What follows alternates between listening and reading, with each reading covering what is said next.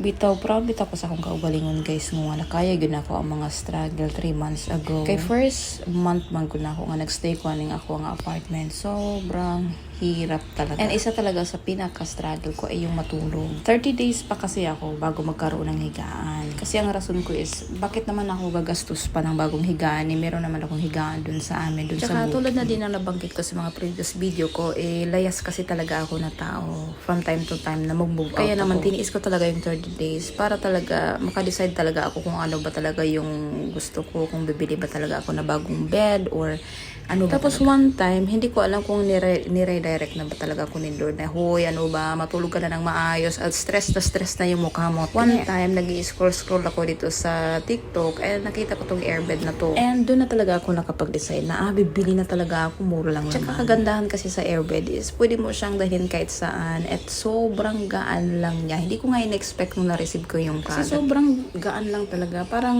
1 to 2 kilos kaya lang. Pagka-receive ko ng parcel ko nung araw na yun sabi ko, tama talaga yung decision ko na bumili ako ng airbed. Kasi natatakot kasi ako nung una kasi baka mahiyusan nga, baka matusukan ng kung ano-ano, tas mabutas, ganun. Kaya naman, pinag-isipan ko talaga muna bago ko i-promote tong parcel na to. Kasi nga naman, baka after 5 days, butas na, sayang naman yung 500, diba? Tsaka bumili na din pala ako ng airbed na may kasama ng pang-pam. Kasi baka naman mag-travel ako, tas dadalhin ko to, diba? Sa akin, sobrang convenient ang airbed na to. Kasi halimbawa, makitulog ka sa friend mo at wala silang higaan na extra, pwede mo itong dalhin. Basta wag mo lang kalimutan yung pump na kasama. Kasi itong binili ko may kasama tsaka siyang pump na kasama ng airbed na to. Pwede mo din siyang gamitin sa ibang bagay like paburot ng balloon. Kaya naman for sure hindi ko talaga siya pinagsisiyan na binili. Worth talaga yung aking binayad sa parcel or sa airbed. Kaya guys, kung katulad ko kayo na layas and naghahanap lang ng temporary na higaan,